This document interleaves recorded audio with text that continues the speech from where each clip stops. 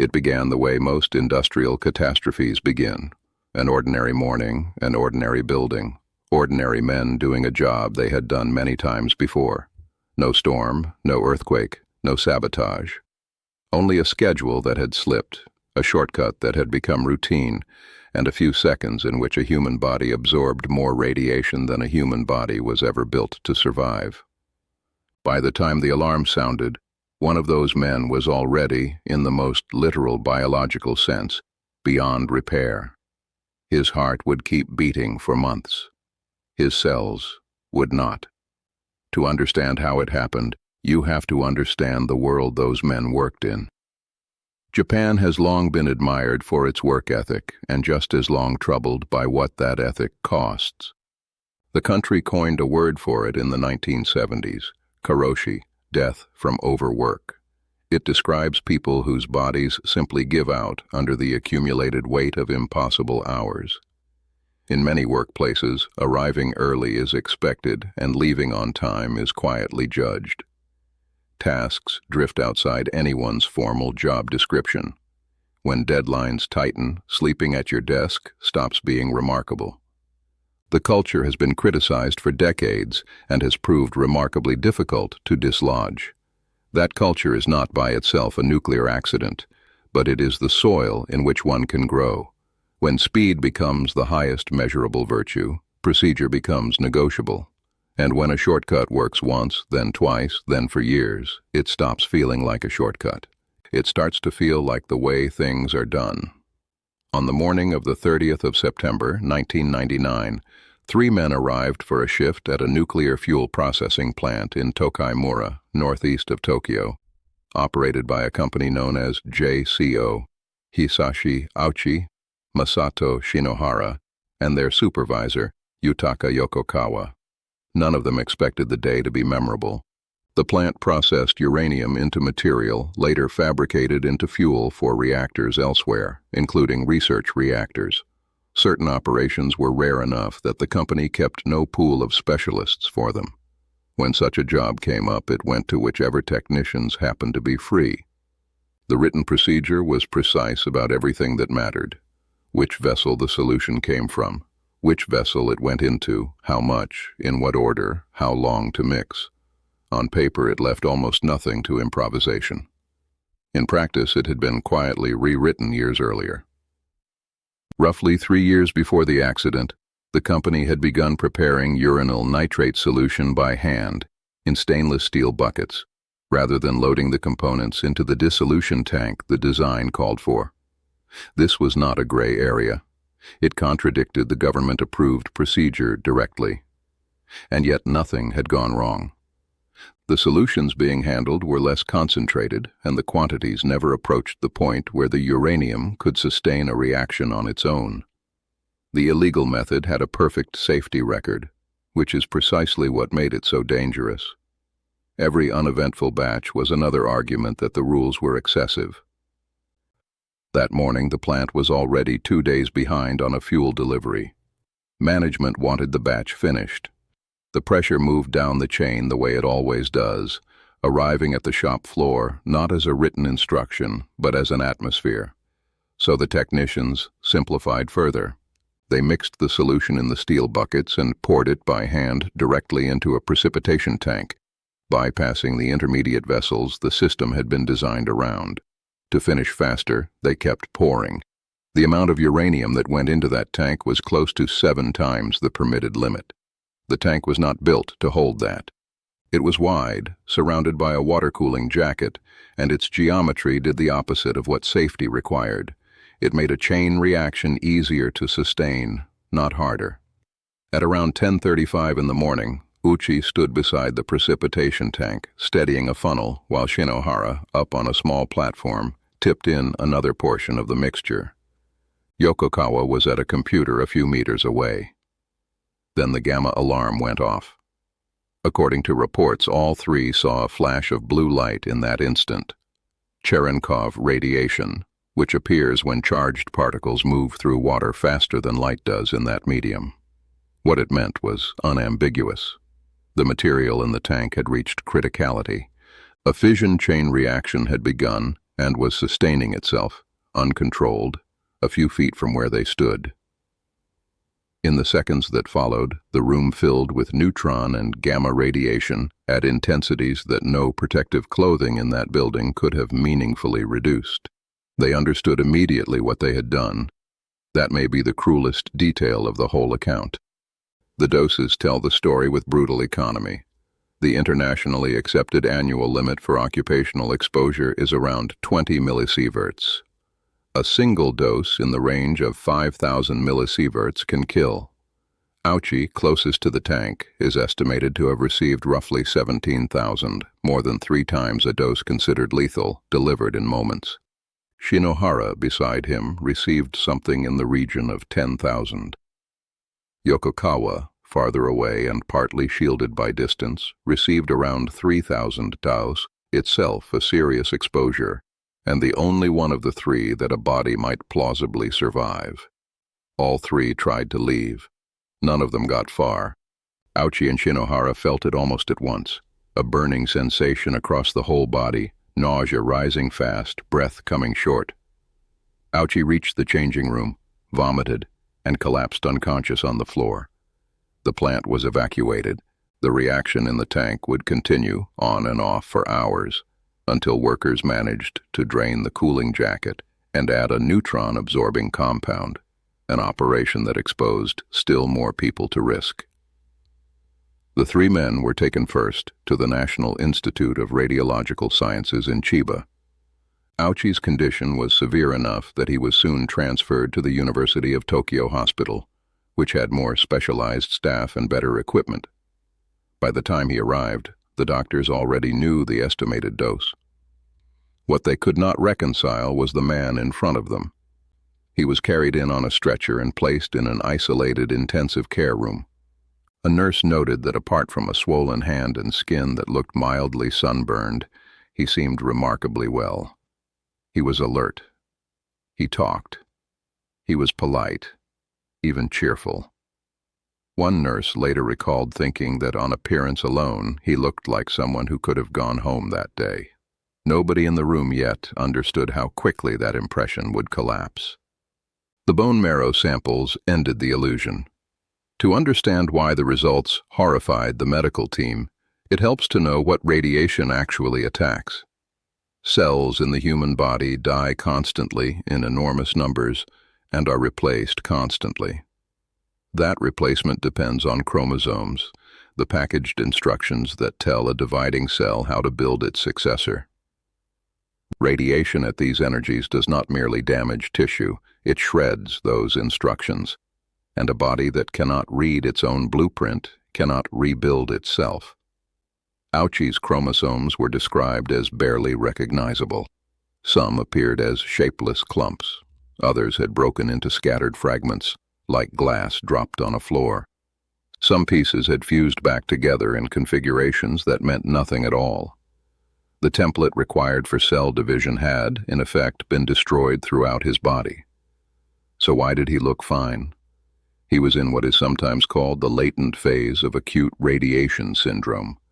Grimly, the walking ghost phase. Depending on dose, it can last hours or days. Cells formed before the exposure continued doing their jobs, carrying oxygen, fighting infection, lining the gut, holding the skin together. They were functional. They were simply the last generation. Nothing was coming after them. His stability was not recovery, it was inventory. Alongside the chromosomal damage, his white blood cell count was falling toward nothing. Dr. Kazuhiko Maekawa, who led his care, ordered him moved into a sterile room, isolating him as completely as possible from bacteria, viruses, and every ordinary microbe that a healthy person never notices. But sterility only addressed one threat. It did nothing about the underlying problem. His body had no way to make new cells. That led the team to an approach that was still experimental at the time, a transplant of hematopoietic stem cells, the cells that generate blood. The hope was that donor cells introduced into his marrow would take hold and begin producing blood cells on his behalf, restoring at least one collapsed system. A donor had to be immunologically compatible. His sister was a match, and her cells were transplanted. The family was uneasy. The treatment was new, and it had never been attempted in a case this extreme. But there was no alternative that offered even the shape of a chance. Dr. Maekawa understood the odds better than anyone, and he made a decision that reveals something about how he practiced medicine. He allowed the family to visit every day. He did not want to offer them a comfort that would later break in their hands.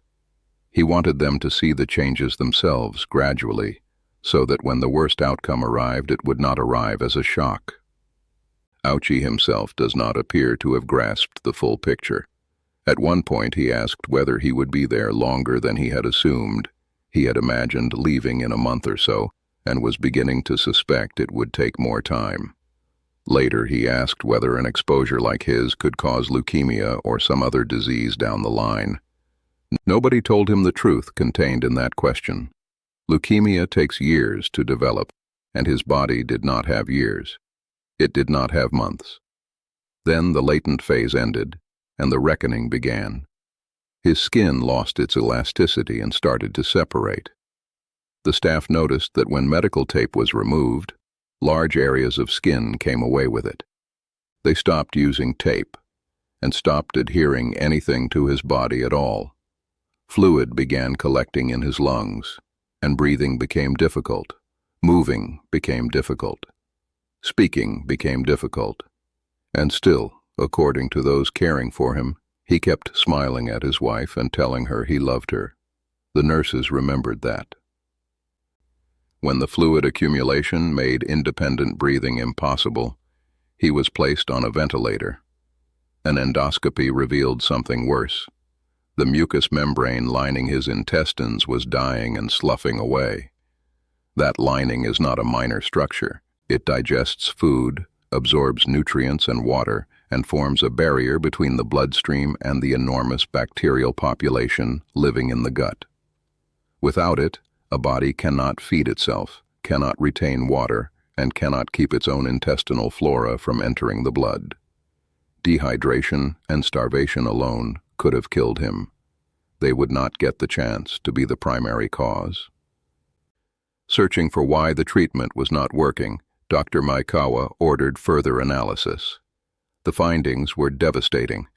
The transplanted cells, which had initially appeared healthy and had seemed to be engrafting, were themselves showing radiation damage inside his body. The exposure had been so severe that his tissues remained a hostile environment, and the new cells were being damaged in turn. Whatever ground had been gained was lost. Medically, they were back where they started, and the doctor now had to carry that news to a family that had allowed itself to hope. What followed was a systematic failure of everything the body does to hold itself together. He lost control of his bowels and suffered continuous diarrhea.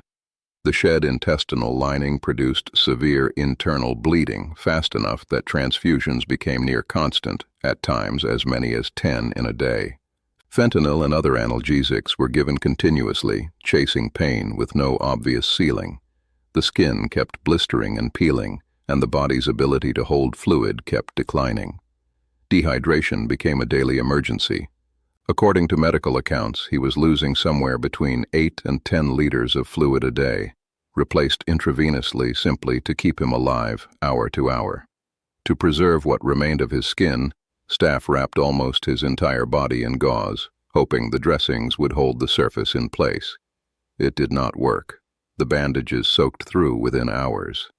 The volumes became so large that staff measured what left his body to calculate how much had to be pumped back in. By this point, the case was understood to be hopeless. A nurse recorded him saying that he could not take any more, that he wanted to go home, that they should stop. Reports describe him calling for his mother while delirious. Because his skin had lost elasticity and continued to break down, his eyelids no longer closed. Some accounts describe blood seeping from his eyes.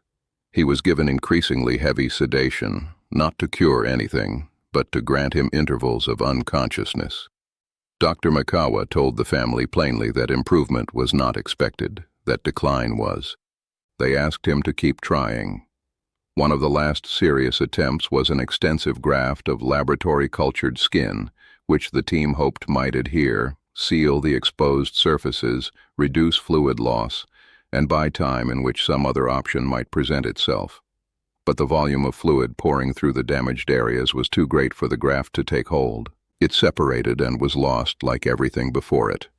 Roughly 2 months after admission, this was his condition: repeated transfusions, a failed stem cell transplant, a failed skin graft, mechanical ventilation, tissues still disintegrating, eyes that would not close even in sleep, an intestinal tract that would not stop bleeding, and pain that never fully stopped.